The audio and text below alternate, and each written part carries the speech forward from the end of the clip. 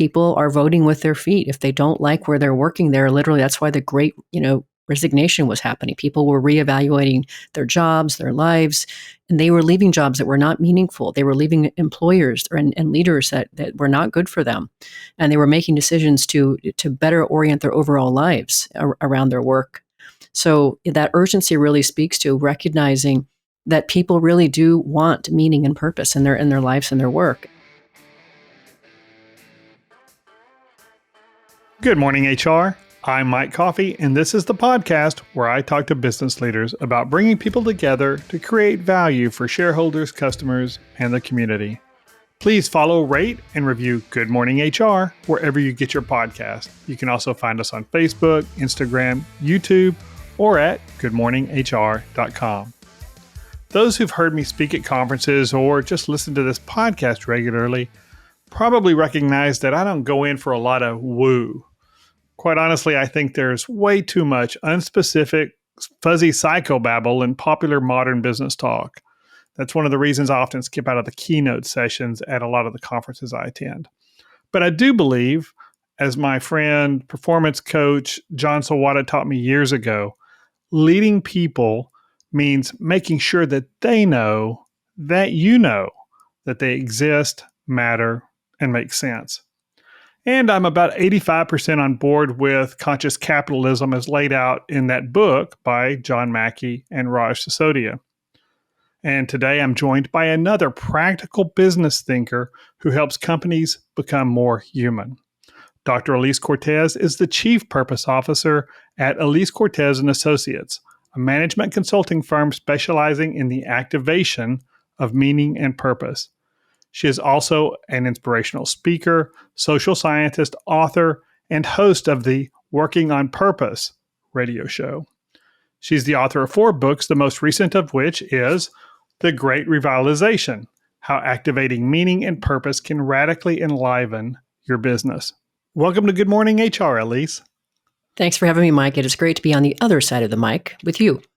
Well, thank you for being here. And you and I recently met with a small group of business leaders to discuss your new book, The Great Revitalizing. And I want to thank you for including me in that. It was a really insightful hour and a half, and there have been a lot of things that I've continued to think about from what you and the other participants shared.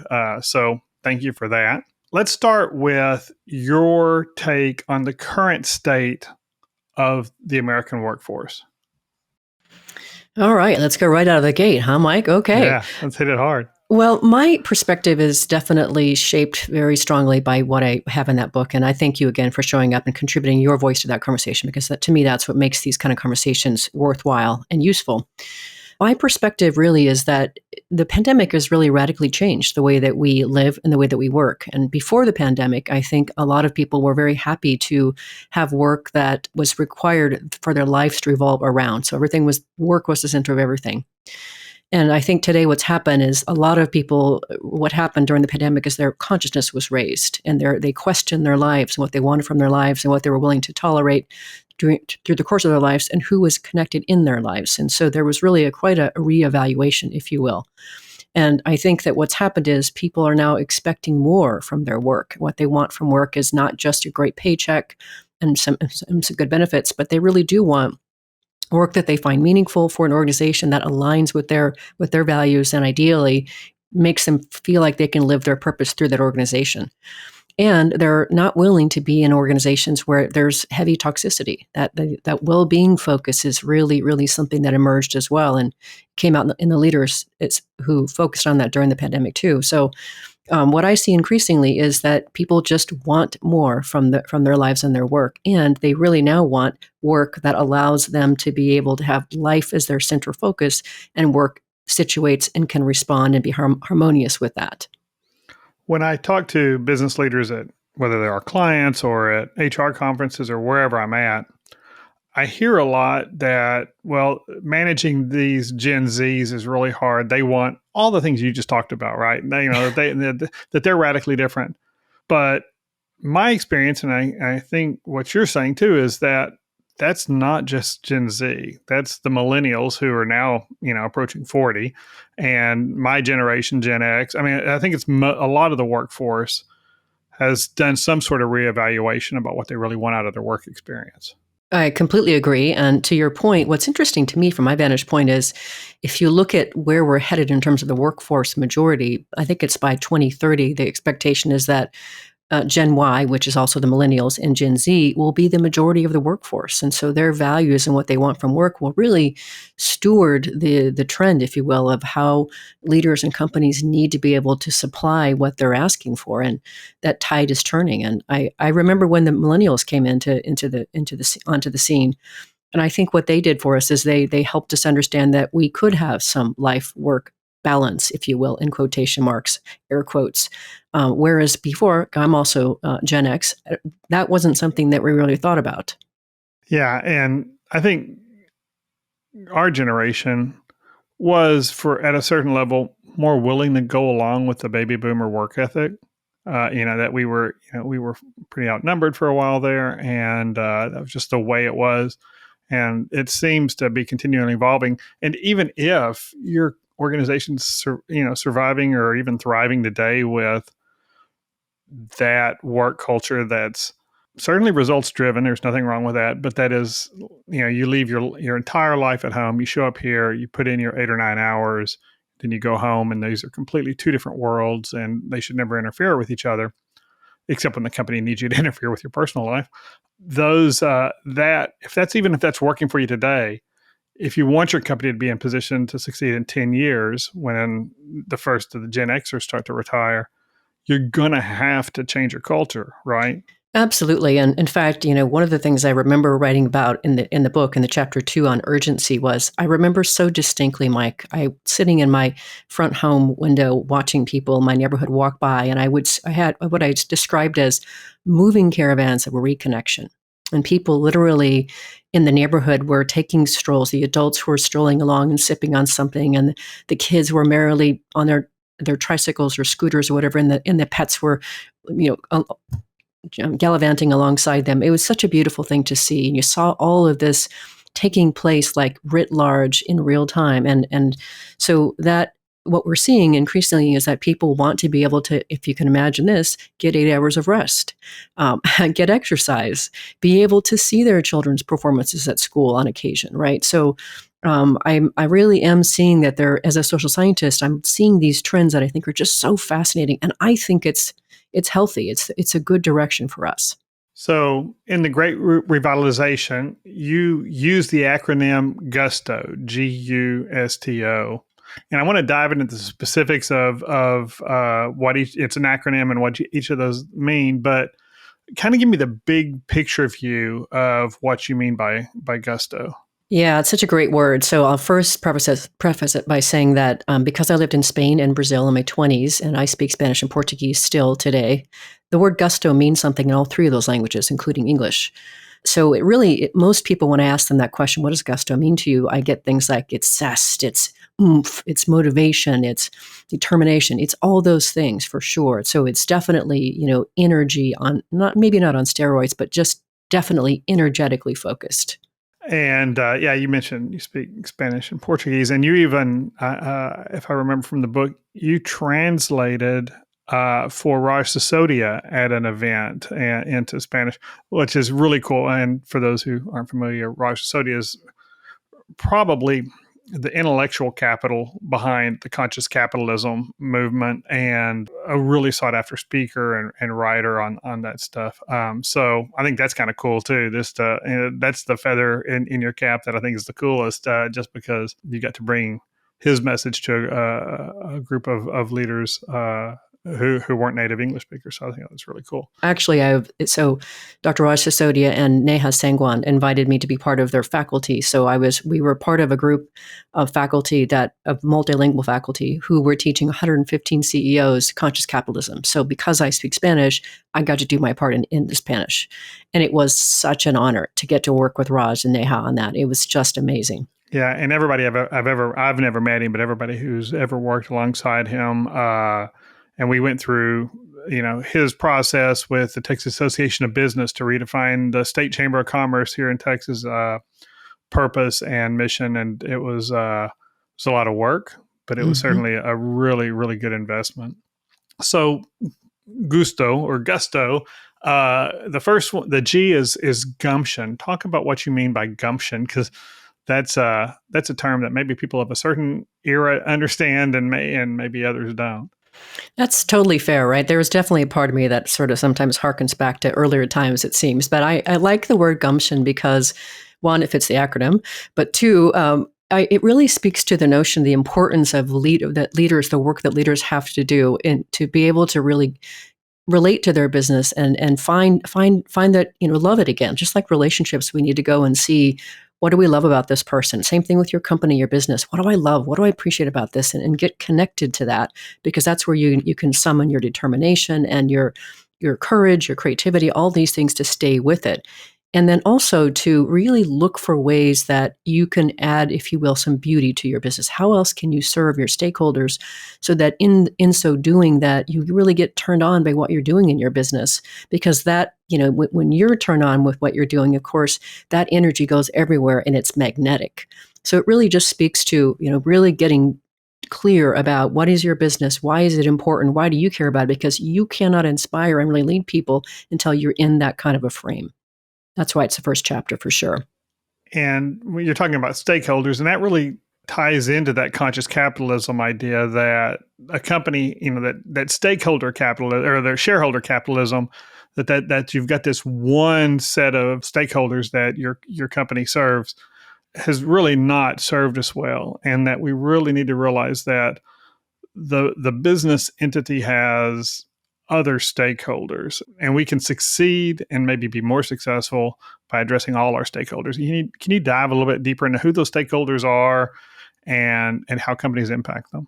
Yeah, I remember distinctly when in August of 2019, when the Business Roundtable redefined the definition or the purpose of our organization from being shareholder focused, in other words, the investors, to all stakeholders and for the benefit of serving all of them and lifting lives along the way. So those other stakeholder components, of course, include things like this important population, like your employees who actually power your organization, your clients, your suppliers, your actual community, those in your community who may or may not use your services, but somehow they are impacted by what you do. And then there's also really even the accounting of the actual planet. What are you actually doing? How are you doing business in a way that actually helps either protect the planet, or actually are you doing things to destroy it? So all of those are considered stakeholders in today's world of business. And this is probably where when I say I'm 85% on board with conscious capitalism, that 15% is really around the idea that, and I think it's often a mistranslation of what the point is, but that by serving those stakeholders, we put our shareholders second or on the back burner. And I think there are expectations in certain social movement that's what businesses do. But I'm convinced that it's got more to do with a long-term strategy. And I think you talk about that in the book too, that understanding that if we treat our employees well and recognize their needs in the workplace, we're going to be more successful as a company because they're going to stick around and we're going to develop skills, we're going to invest in them, and they're going to be better employees. And if we treat our customers the way that they really want and deserve to be treated over the long term, our profits will be better, our customer retention and our cost of acquisition of customers will be lower. All those things, and including our community. I mean, we become the employer of choice and the vendor of choice when the community trusts and respects us and all those. So I think sometimes in some of the conscious capitalism conversations, people lose sight of that piece, and it's as though the company exists for some other reason and then returning an investment or executing on the mission, whether it's a for-profit or if it's a non-profit or whatever the mission of the organization is. Our purpose is to execute on that, but that doesn't mean that we have to give short shrift to these other stakeholders. Mm-hmm. Correct me where I'm wrong there. I think that was extremely well said. No, okay. I think that was extremely well said. You do want to fight, huh? Okay, well, we can find something else to fight about, but we're aligned on that one. Okay, great. So gumption is primarily that conscious capitalism approach to recognizing who our stakeholders are, loving how we serve them. I mean, like one of imperative operates on the traction model, the EOS model, and we when we talk about who we serve, it's not employers who want to buy a background check, even though that's what we do. We're a background screening company. Our stated purpose is to serve clients who absolutely love us. And we made that decision to make that our focus, to creating clients who absolutely love us, when about 12 years ago, 13 years ago, we had to fire our second largest client because they were awful. They would yell at my employees, and nobody was happy. And we were never going to make those people happy. They were just the kind of people, that was the organization and the culture that they were in.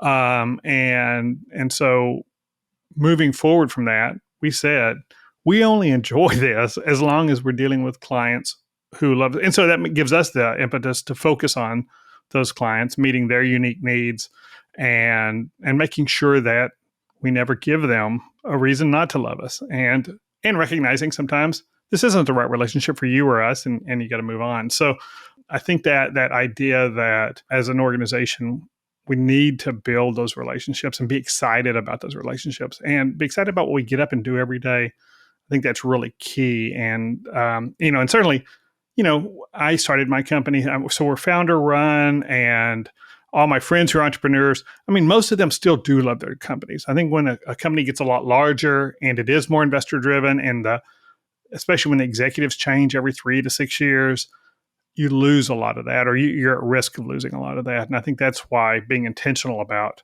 what you call gumption is really important.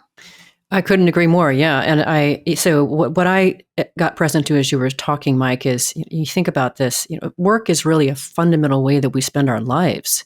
It's a profound way that we spend our lives. And I happen to, I think I've told you this before, I'm out to reorient the word from a bad 4-letter word to something that's precious for people. And so, when you think about how you spend your whole day, if that experience doesn't fill you, doesn't lift you, but rather pulls you down, then that needs to change. And so, yeah, that finding that gumption and being proud of what you're up to, who you work for, what you're doing is a critical part of well-being and fulfillment. And then the U in Gusto is urgent. What do we need to have urgency about? Yeah, that was really a fun chapter to write. It really, what I'm speaking to in that chapter is that what's happened is the world has fundamentally changed very, very quickly, really since the pandemic. And most people don't really understand just how fast and how much it's changed.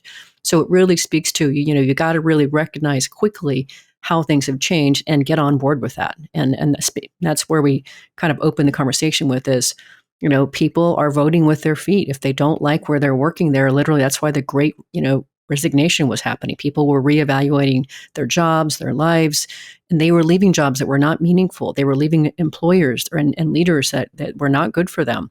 And they were making decisions to better orient their overall lives around their work.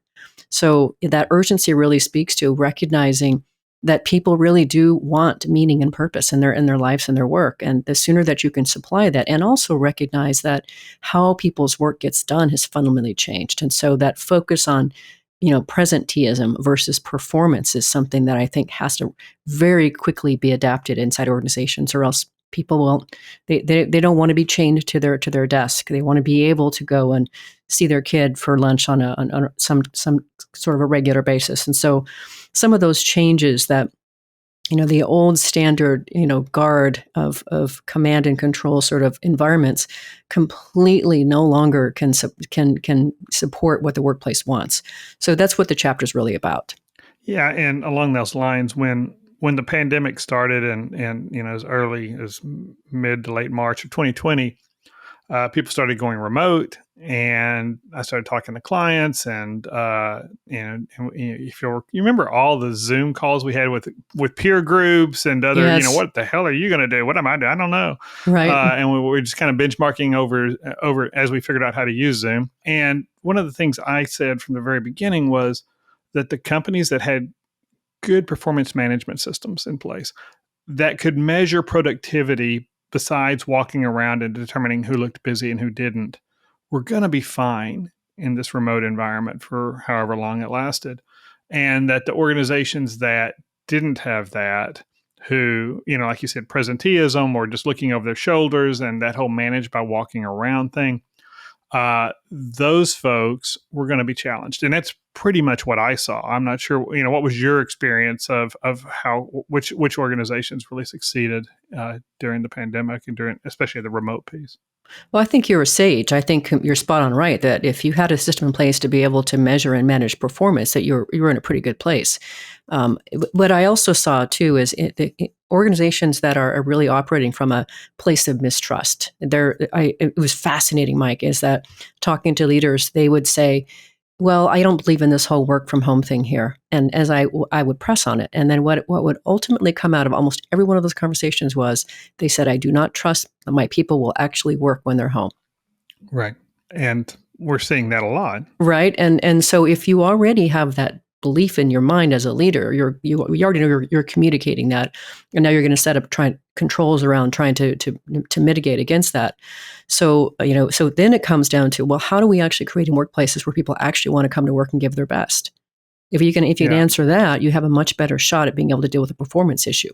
And I think a big part of that is realizing that part of your culture boils down to who you hire, and putting the right people in the right seats makes a big difference. And when things got tight in 2022 and we couldn't find people to work and we were putting warm bodies in seats, I advise a lot of clients, don't do this. I mean, you're gonna pay for this in the long term. And I think we're beginning to see that, especially as a recession is on the horizon, and business leaders are getting a little bit more conservative about their hiring and staffing sizing. I think we're seeing that, either we had a lot of dead weight that we didn't, that really wasn't productive because we didn't have the right people. But also we look back and we realized one size doesn't fit all, and we maybe have lost some really good performers and found ourselves in a situation where we hired two average performers or people that we have to manage a little heavier and all those kinds of things to replace that one person who would have been better off if we just figured out how to keep them. Great insight. That's amazing insight. Yes. And let's take a quick break. Good Morning HR is brought to you by Imperative, premium background checks with fast and friendly service. This week I want to take a minute to discuss education verifications. I often talk to employers who only verify applicants' education claims if that education is required by the job description. And I think that's a mistake. At Imperative, we see more people lying about their education and employment history than their criminal history. And even if the education they claim isn't relevant to the job, the fact that they may have lied about it during the application process is always relevant. You've heard it from me before. It's the gospel according to Coffey. If they lie to you coming in the door, it isn't reasonable to expect their behavior to change after you hire them. So I encourage employers to verify all education claims made by their applicants. Heck, you can do it in-house if you want to, but I believe you're accepting too much risk if you don't verify those claims. Remember, in a well-designed employee selection process, the background check simply is a lie detector test, and investing in a thorough background check is a great investment in ensuring a quality hire. You can get more information about how Imperative helps risk-averse employers make well-informed decisions about the people they involve in their business at imperativeinfo.com. If you're an HRCI or SHRM certified professional, this episode of Good Morning HR has been pre-approved for 1/2 hour of recertification credit. To obtain the recertification information, visit goodmorninghr.com and click on Recert Credits. Then select episode 103 and enter the keyword GUSTO. That's GUSTO. And now back to my conversation with Alise Cortez. So after urgent, then we've got sustainability. And this is the part that starts to get into what puts my antennas up around some of the woo stuff, but I think you're right.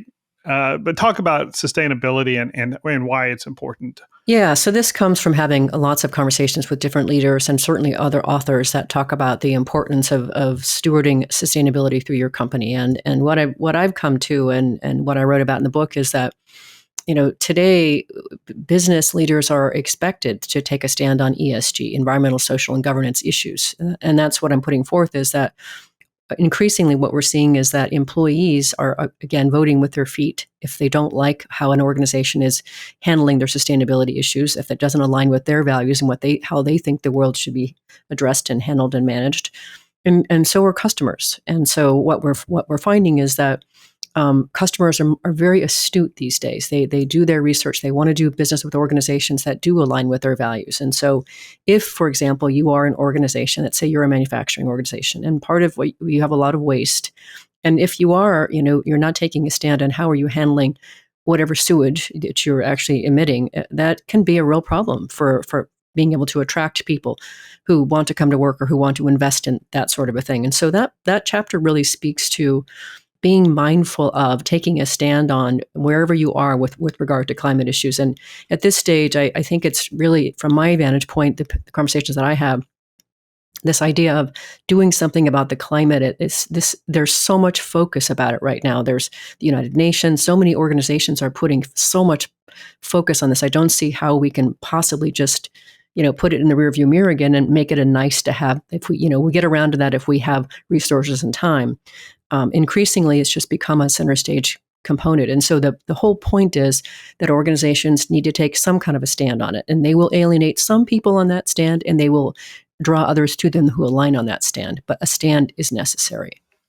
And ESG's, environmental, social governance, but it's not just environmental. I mean, and I think and give me your feedback, but I think it's really important that a company understand what's important to their stakeholders.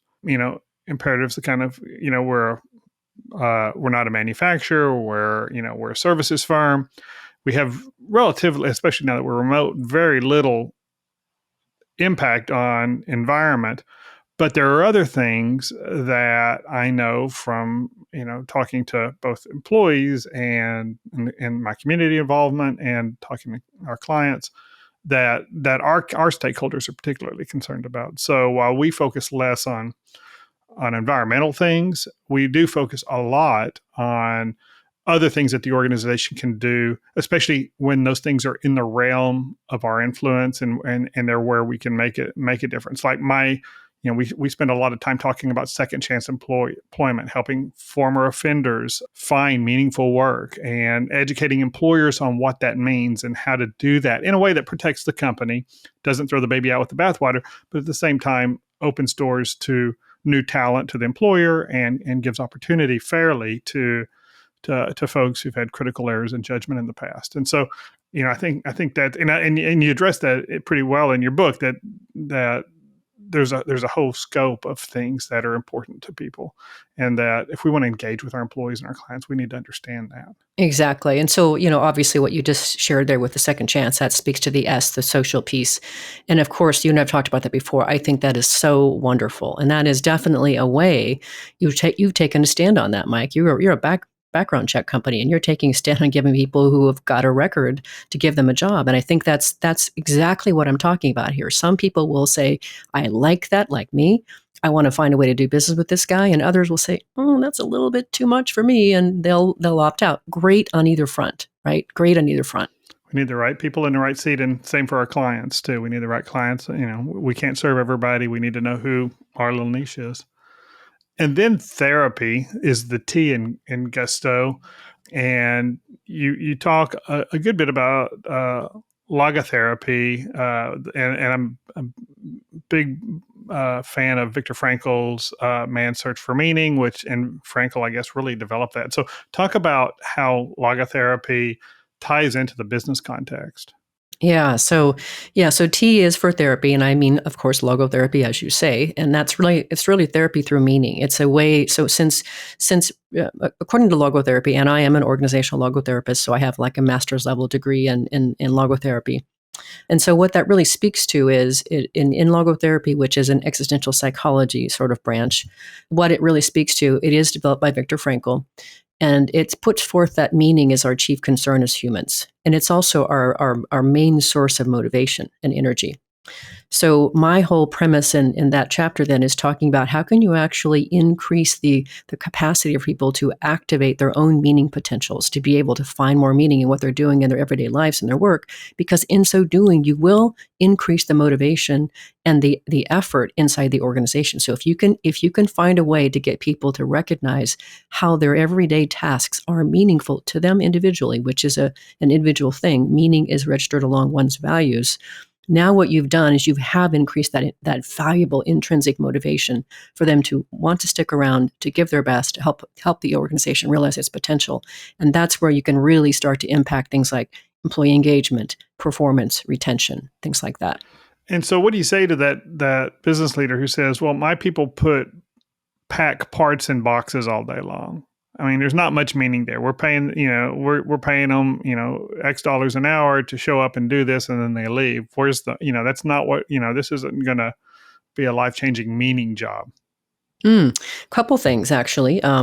That's a fun question. Thanks, Mike. One is first, what does the actual company do? So what are we putting in those boxes? Are these medical supplies? Are these diapers? What are they, right? So let's get focused on, the over enlarged picture here. That's where's the ship actually going? Where are these boxes headed to? You're making sure that people recognize that this is what you're facilitating us realizing the mission of this organization. If they can understand that, then those boxes become very meaningful.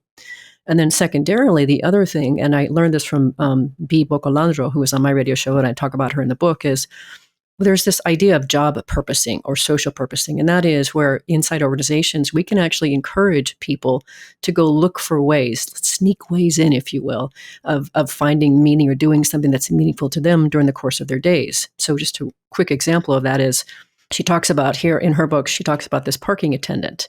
And he's got this thing where, he parks people's cars, and that's what he does all day long. Where's the meaning in that? But what he does is he goes around while people are inside and wherever they park their car, and he measures the tread on their tires. And he comes back and reports to the owners if it's low, because he knows they could blow a tire, they could have a wreck, something could really go wrong here.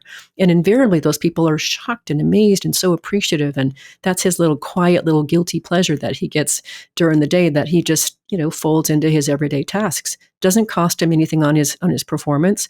Probably increases the reputation of the person or entity he parks cars for, but it gives him tremendous fulfillment to know that he's actually making a difference. And that's available anywhere. It just takes getting it present in the culture, encouraging it, rewarding it, and calling it out. And I think that's what you mean by manage through meaning. Yes. That's a little phrase you used in the book, and I jumped on it because it kind of inculcates everything, all that stuff that can seem fuzzy, but talking, if we build into our communications with our employees on a daily basis, reminding them of what the mission is, who we serve, why we serve them, how we do that, and why we do it the way we do, that continually reminds them of that, there is purpose here. Even, if you're loading a box, or in the case of my employees, a lot of their time is spent doing high-level data entry. Looking at criminal records that came in from someplace, or talking to an employer and transcribing what they said. And for a really ADHD person like me, who's, that's a really challenge. That'd be an impossible job to be, happy in for very long. But because we select well, the people have the natural aptitude and skill and competence to do that kind of work. But then talking about why we do it. And, right. I'm convinced after reading the book that I need to spend more time talking, my employees get it secondhand. They see what I talked about in the podcast, or that we're doing webinars on this, or clippings from me talking at conferences and stuff, but I'm not talking to them as directly about it as I need to. And so that manage through meaning kind of came through to me really strong. So thank you for that. Wow, that's great. Thanks, Mike. I appreciate you sharing that. Yeah. And then the O in Gusto is ownership culture. And that was when people started writing their values a few years ago, and every company had values, ownership was a big one. And then a lot of people had a hard time really defining what that meant beyond giving 150% to make sure the boss met his metrics. So what does ownership really mean to you when you're talking about ownership culture? Yeah, so it's ownership through purpose. And it's this notion of really getting all of your stakeholders on the page. I actually do a program where we bring people together from representatives from each of the stakeholder communities so that we can actually align them all around an organization's purpose. When you get everybody aligned, your suppliers know what your purpose is, your employees know, your investors know, somebody from the community knows. It's really, really powerful. And so it's the notion of really gaining, and this is something that I've been doing with organizations for a while. Is it takes actually first detecting your purpose, really understanding it, because it does actually evolve according to how the world is changing, how you're serving from your purpose does evolve, and it does need that, as Paul Skinner says, an upgrade. So, it's the notion of really getting everyone in your organization to be able to, as I like to say, wild, alive, scratch, to be able to articulate that purpose, get on board with it so they know it. It's not just something that let me go find that poster on the wall and read the purpose and mission statements. It's what they just say because they live it. And so when you get to that stage, and I call that exercise of aligning all those stakeholders around purpose, you're building your parliament of purpose. That is really powerful because now you have everybody pulling for the same direction. Everybody gets it. And then it becomes a unifying structure, if you will, to make decisions, choices. It's very easy for people to be able to manage their own day-to-day tasks because they are governed by that purpose. They understand that this is what we're here for. And so I like what Zach Mercurio, who's been on my show, says, then it becomes, it's your company's invisible leader. And that's powerful, really powerful. Oh, yeah. And then today, the other thing is we're seeing is increasingly more and more literature. More of my guests are talking about this notion that the world is moving so fast, so furiously that we cannot depend on just a few select leaders in an organization to run an organization effectively. We really need to enroll all the hearts and minds of an organization to really be weighing in on where are we going, but in questioning, is this the right thing for us? So that we really get the best possible outcome from all those people in these really radically shifting times. And we've covered those 5 key points of the book, and that's like the first half of your book is really talking about the gusto and these things that we've barely just scratched the surface on today.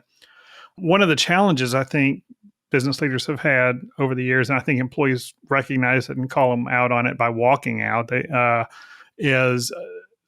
give lip service to these things, but knowing how to really implement them in a way that's meaningful is a real challenge for a lot of business leaders. And we're out of time, but I want to give you the opportunity to, I definitely want everybody to go get the book and read the whole book, but the second half is a really practical how-to and a lot of tools in there.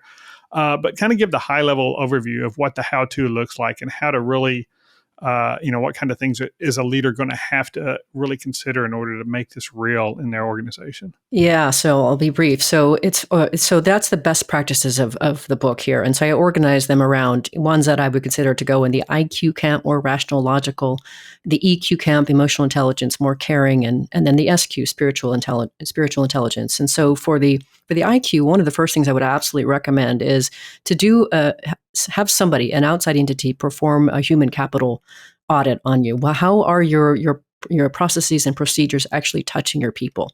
You probably have things in place that have been there for 10, 15, 20 years that no longer serve you. And they're literally excavating the soul of your people to be able to manage around through them. So that's one thing from the now or the end chapter. In the EQ chapter, I talk a lot about, of course, managing through meaning, helping people to recognize how they matter, what's unique and special about them. Are you letting them cultivate their own passions? Because that's a source of energy. So really raising, if you will, I know you're not going to love this at all, Mike, but I'm going to say it anyway. Raising the vibration of an organization, right? You can literally feel, right, the energy inside an organization when people are turned on. So that's what that chapter really speaks to. And then the last chapter on spiritual quotient is really where we're talking about fully activating, operationalizing purpose inside the organization and elevating the values around compassion, around peace, joy, awe. Those are all higher level emotions that elicit a very different, more creative response and a connective response to the rest of the world. So there are practices around really helping an organization to operationalize that and also take it one step further and help your individual employees to discover their purpose and then help them see how might they be able to thread that through and further express it through that of the company. That's great. And we will have in the show notes links to everything, to Alise's radio show, to the book and her other books as well. So we'll have all of that and her contact information. And that's all the time we have. Thank you for joining me today, Alise. Thank you for having me, Mike. It's been great conversation. And thank you for listening. You can comment on this episode or search our previous episodes at goodmorninghr.com or on Facebook, Instagram, or YouTube. And don't forget to follow us wherever you get your podcast. Rob Upchurch is our technical producer, and you can reach him at robmakespods.com. And thank you to Imperative's marketing coordinator, Marianne Hernandez, who keeps the trains running on time. And I'm Mike Coffey. As always, don't hesitate to reach out if I can be of service to you personally or professionally. I'll see you next week, and until then, be well, do good, and keep your chin up.